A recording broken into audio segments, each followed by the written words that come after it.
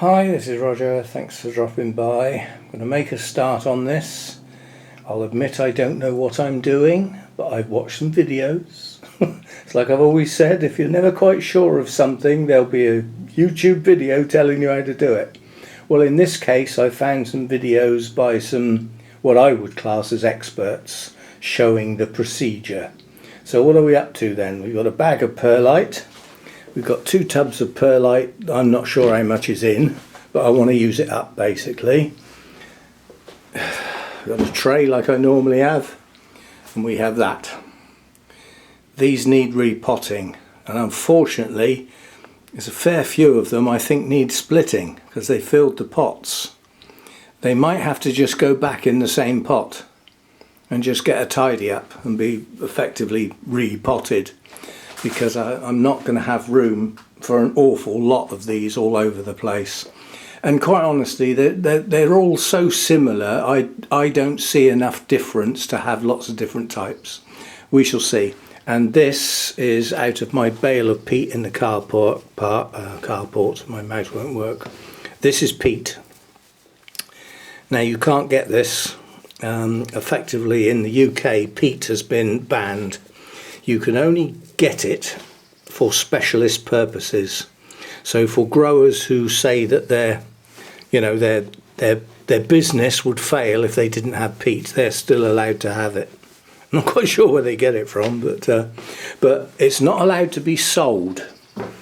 But there was a proviso when the regulation came in that any that has already been bought by traders can be sold, because the damage has already been done. It's already been dug up. Yeah, so that's where this comes from. This came from Hampshire Carnivorous Plants, which is they grow these amongst other things, and they need this for their business. So while I was there, I bought a bale. I'll die before I ever use it up. I've just taken that much off. I don't know whether I've got enough. I don't know how much of this I'm going to get done today. We might have to just stop and carry on tomorrow in the morning. But I'm going to see how far I get. So we'll put the camera on the tripod. I need 2 hands. In fact, no, we can just put it on the tripod. A bit of banging around won't hurt, will it? So that goes on there. We have to go up a bit and in a bit. Now, as I said, from now on, this is something I haven't done before. That's what it comes down to. Doesn't mean to say I don't know what I'm doing, but I haven't done it before. Which means, we're on a learning curve. I managed to catch every bit of that. I caught my foot on the bag of perlite down the bottom. I managed to catch the tray and the perlite tubs. Right, so first job, I'm just going to pick the first one. They're all tangled up together here. And what I did with these, they're all in round pots. Now this is the main problem, you see. By putting these into square pots, they get more room. I put them in square pots to stop them getting blown over by the wind. That was the reason that stood in there. That can now be potted in there. So what we've got to do is get it out. I bet it'll come out quite easily. Yes, it will. And we do have a nice root system. We do have a label. We've got woodlands all over the place. They don't really do much harm, but I don't really want them in the grow room as such, so we will try and eliminate wildlife. Now the idea is to take a lot of this media off, not all of it. Effectively this is peat, it's already acidic. And that's what these plants need. They need an acidic base. They're bog plants, so but it would be nice to get them in some new media. So that's all I'm going to take off. We've got some nice feathery roots here. And the next thing I'm going to do is look at what I'm going to keep. Oh, I'm going to have to get my, I'll have to get my towel. I can't work with dirty hands. Which of course now means I've got a dirty towel. Well, that's go in the wash. It's not the end of the world. Right, so what are we going to do then? What we're going to do is get the scissors and cut off everything that's not a new growth at the base. So that's got to look, see now that's a new growth. Yeah, that's a new growth that's failing. And there are a couple. I think these have dried out a little bit recently. We've had some dry weather. But all the old canes with dead bits on the end, they're going to come off down at the base. Along with old dead bits as well. So we're just tidying up basically all the dead bits and broken bits like that. There's no point in leaving that, it won't grow. There's a nice new one. That's a bent one. So's that. That's dead. Most of this is going to come off. There won't be much left when I've finished. That's a new one. That might grow on. That won't. That won't. That won't. That's gone. That's gone. But this is the right, it's not really the right time, it's late. This should have been done over a month ago. This should have been done end of February, beginning of March really. Not left until now. Got a nice one here that's actually formed. That's an old one there. And we've got a seedling of some sort in here. Don't know what that is. But we don't want it.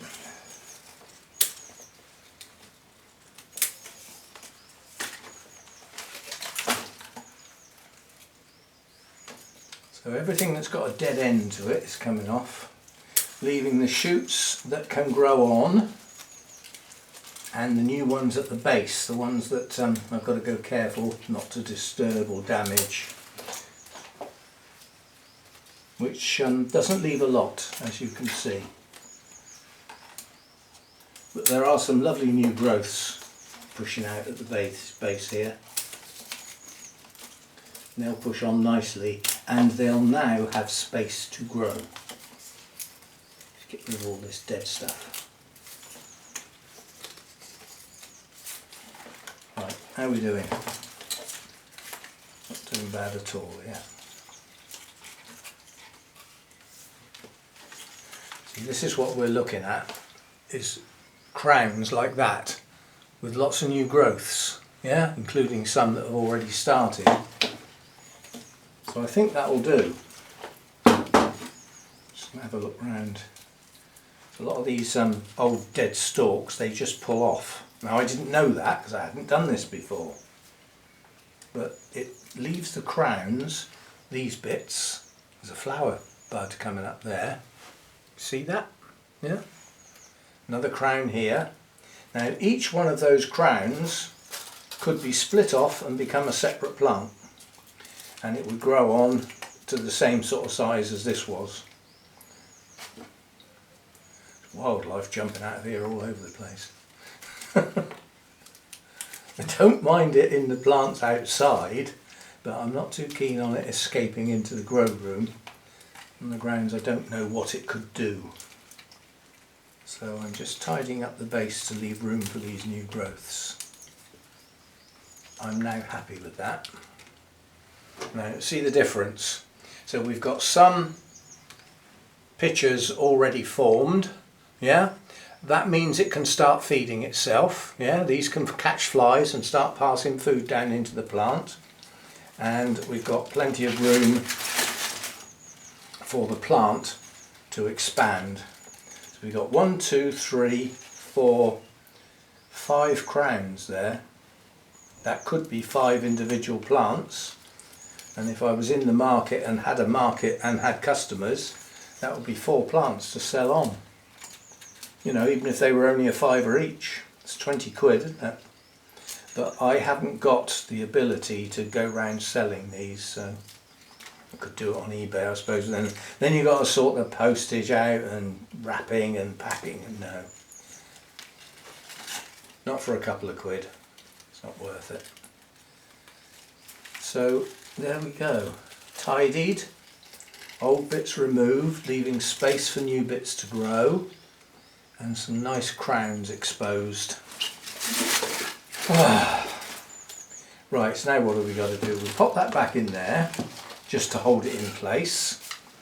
Pick this up, because that's going to be the pot we're going to use. And we've now got to get rid of this, because I need somewhere to mix the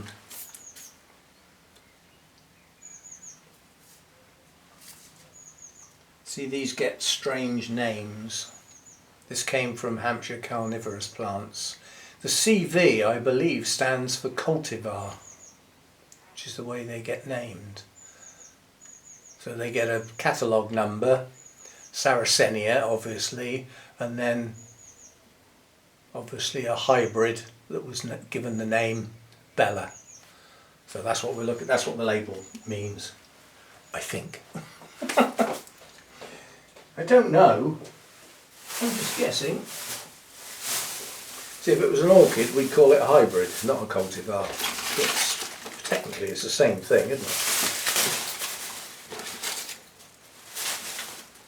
Right, let's get this out of the way. And then we should be able to just tip this in my bag without getting too much on the floor, with any luck. There we go. Doesn't matter if there's a bit left in there. Right, now the idea is 50% peat, 50% perlite. So, and that's by volume. So there's our 50% peat. Now we need 50% perlite. I'm not going to mess about with the tubs, I'm going to go straight into the bag, because I can see the time ticking away.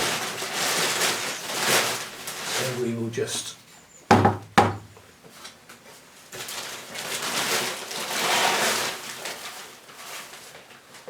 get our 50% perlite. It seems an awful lot, I must admit. We'll mix that up. Now this is, I don't know what to do now, because this peat is absolutely dust dry. And what did I do? I think it was the Deesers. And I potted them like this and stood them in water expecting them to soak up, and they never did. 2 or 3 days later they were still bone dry, and I doubt if that did them any good at all. So what I can either wet this now and then it becomes difficult to handle, or I can pour copious amounts of water through the pot once the plant's in it, which is what I think I will do. And strictly speaking, this should be RO water, because these are supposed to have rainwater. Right, number 1. Now, no crocking. These are going to stand in water so that they wick. Well, if you put crocking in the bottom, that's not going to happen. Yeah, and these are flat bottom pots, so they sit in the water and the water goes in through all the holes in the side bits.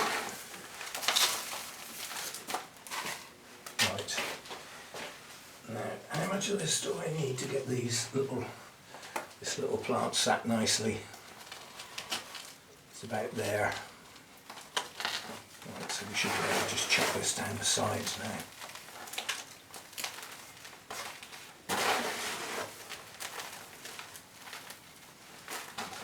Push it over. I want the plant in the centre basically.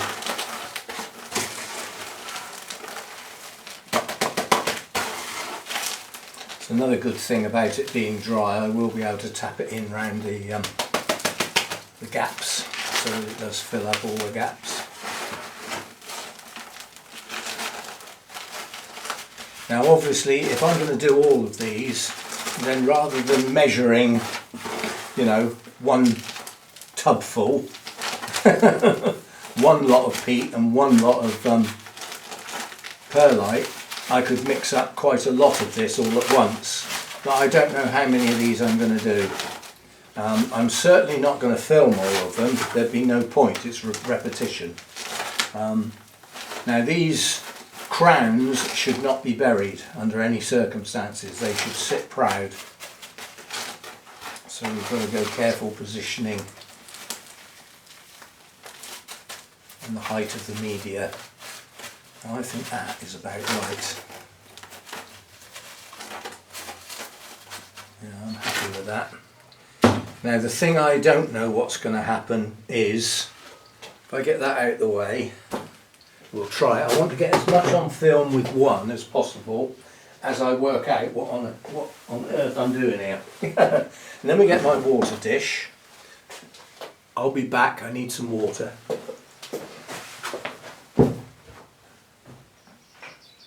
Now my water supplies, I'm down to the last 2 containers.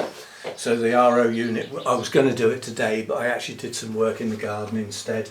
I got the leaf blower out and got as much of the leaves out of the gravel beds as I could, which was quite a lot, I must admit.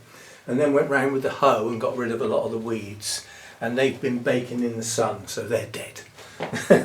Now I'm going to see what happens when I pour water on this. Is it going to soak in? Quite honestly, it looks like it is. This is what I should have done with the deesers. Yeah. Now the water that's coming out the bottom can be reused. I can pour that in the next one. So there we go.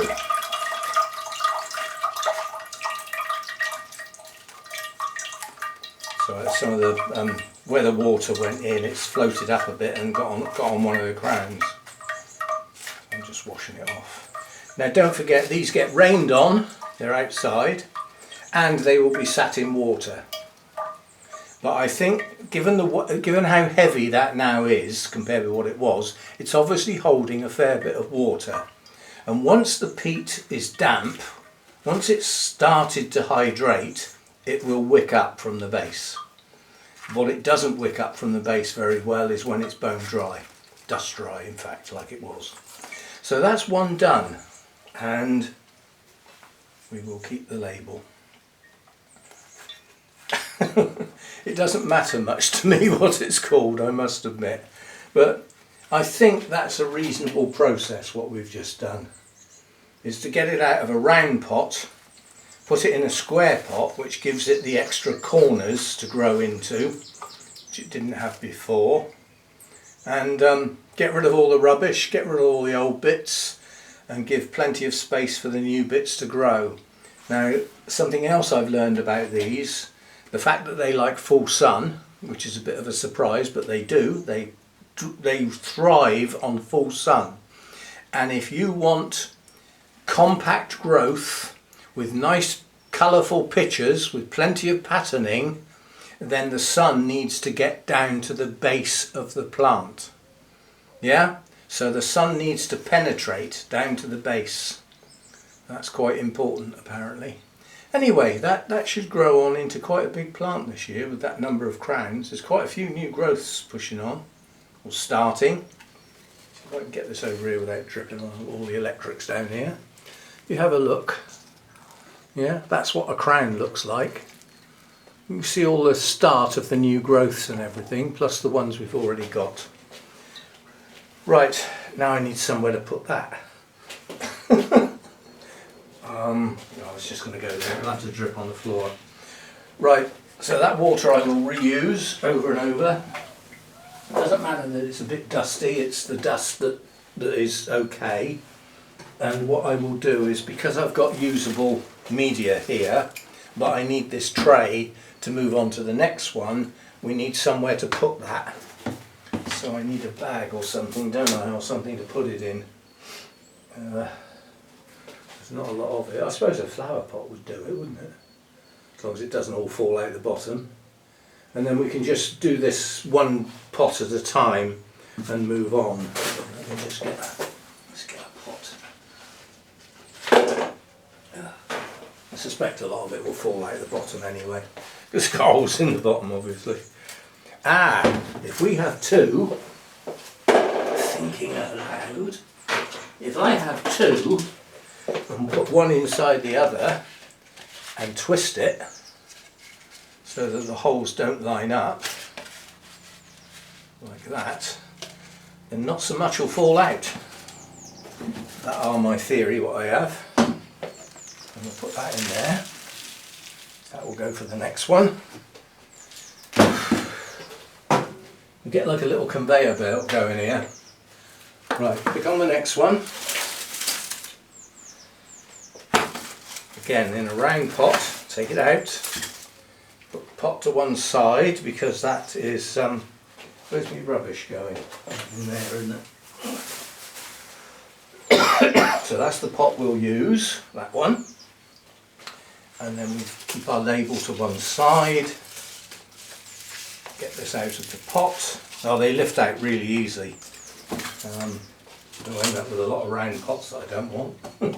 Well, they're black pots, they'll do to cover the orchids. Now this one's got a lot of moss on the top. I'm going to try and get as much of that off as I can. Stop the light getting to the base of the crowns. It's actually built up onto the crowns, which doesn't do them any good. So we'll tease that off around the top here, get the worst of the base off, and then we'll do the same as we did before. We don't need to take all the media out, we just need to tease it out so that these roots will get into new media. As I said, it's not like this media's gone off. You see what I mean? Peat doesn't go off. You know, it's already rotten debris, isn't it? You know, it doesn't really go off. It can get covered in algae. Right, so that's it. That's all I'm doing. Get my towel filthy dirty again. I don't mind getting dirty hands, but I don't like working with dirty hands. And then we'll get our skizzers and we'll go through the same motions again. Everything that's failed, everything that's dead comes off. And what we do is we take care not to get rid of any new growths. We just get rid of the old dead stuff. And there's not so much dead stuff on this one, but then this isn't such a big plant. It hasn't got so many crowns.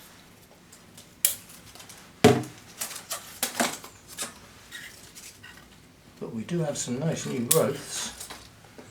And we do still have some of these big old ones with the dead tops.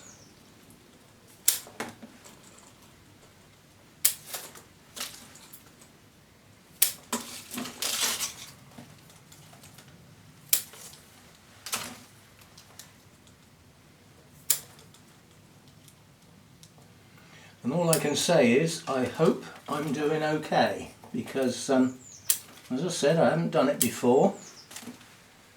See, that was a new growth that's the tips died, so that one didn't make it. I wonder why. I'm not going to try and find out. The chances are the water in the tray that these were in has actually dried up. So they might be a bit dry. See, now that one's gone at the tip, so it's not going to develop. So even though that's a new growth. And then this one has got two flower spikes, which are actually pushing on. See the buds? Yeah. Now we do the same again. We get rid of all this dead stuff around the crowns. Just pull it off. It just seems to break off and separate quite easily. That just clears the space, makes room for new bits to grow, and allows me to get down to where this moss is. As I said, I don't want this moss around the crowns. I don't think it does them any good. I would imagine in the wild they'd have moss growing around the base. Probably, maybe. Right, so that's about it with this one. Now this one's got three crowns. It's got one over here, yeah? It's got one here, and then one here. So this has got three crowns, so it's a smaller plant. There's not so much of it. But nonetheless, it's got new growths, it's got nice crowns, and it should push on, given somewhere to be. So what did we do then? We put that in the round pot. We get rid of this into the bag of rubbish that's going to get full soon. I've always got a bag on the go in the grow room for dead leaves, and you know, when I repot, the old media goes in here. Please don't fall out the floor.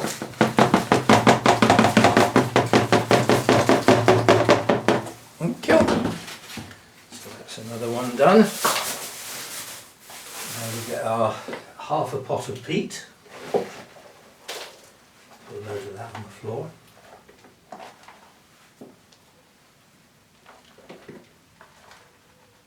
That's about half. And then we'll get another half of perlite.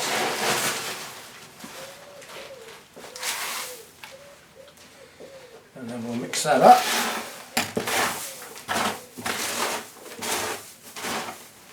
I think there's 6 in here, so there's 6 of these to do. I'm going to finish the video after this one, and then I'm going to have a look at the clock.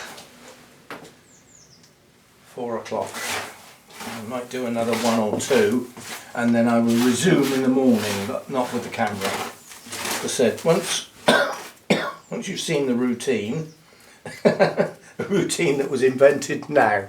It's not like it's a repeated routine, like, you know, most of the orchids that I repot or mount I've done before. Often many times, such that I could do it with my eyes shut. But not so these. Right, some of that in there. Oh, dust everywhere. Let me get our plant. Stick that in nicely. That's about the right height. Jolly good. Infill.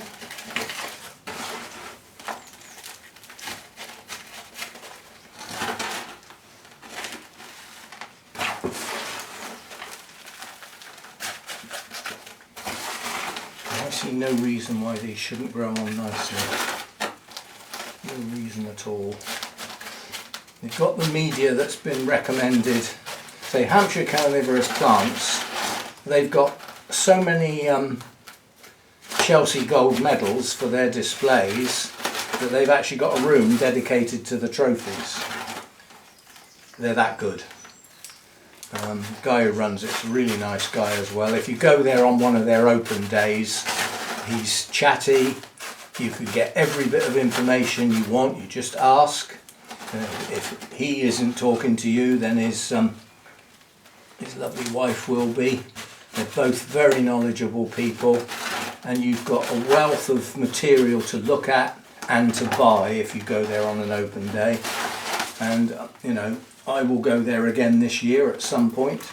Keep my eye out for an open day and go along. It's not far away from here. It's on the outskirts of Southampton, so it's not too far at all. I forget how I get there. I think actually I go up the M3, so I certainly don't go into Southampton at all, and then come off at the easterly turn off and down some country roads, and there it is, sort of thing. Right, so again, the crowns are free. We've got some flower buds, and this one is Cultivar Tygo this time. You can see the patterning on the labelling. That's how they get labelled up, or how they get named when the hybrids are produced. They're classed as cultivars. We're definitely going to run out of room. Oh, we've got to do the water with that, haven't we? So we've got to get rid of this. It's supposed to be a conveyor belt here, and that goes in there. And not the next one, but the one after that, I might not have to mix any, because I might have enough in here. The leftovers. Right, so that's that down there out the way. And then we do the watering thing, don't we? So that needs to go out the way. Get the water up here. Trip over the tray. Get the pot up. And where's my watering thingy? And then we'll just chuck the water in.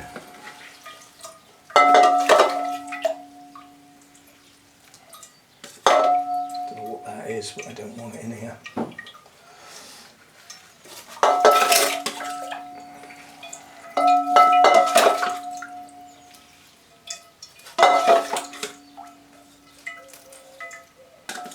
I'm waiting to see lots of water come out the bottom, basically. At the moment it's sort of floating, So it's not soaking in yet, but it soon will be. Yep, there it goes. It's starting to go down through now. And obviously as it goes down through, it makes the peat wet. The peat absorbs some. And once it starts absorbing, it becomes absorbent. When it's dust dry, it's not absorbent. You know, if I poured some of this peat into some water, it would float on the top. It wouldn't soak it up at all. So there we go. A couple of flower buds, one mature pitcher, and some more growing on, and some new ones near the base. So we're doing okay. That's 2. Now I shall finish the video now because I'll probably do another one. That's half of them, and then I won't feel too bad about starting again tomorrow morning. Don't think I've got any watering on the orchids to do tomorrow, but I have got to get the RO unit on. Right, so something a bit different. Now, technically, this is a gardening video because the Sarracenias live outside. So they're more garden plants than they are conservatory plants. But because it may well be of interest to the orchid people, I don't know, I'll find out, won't I?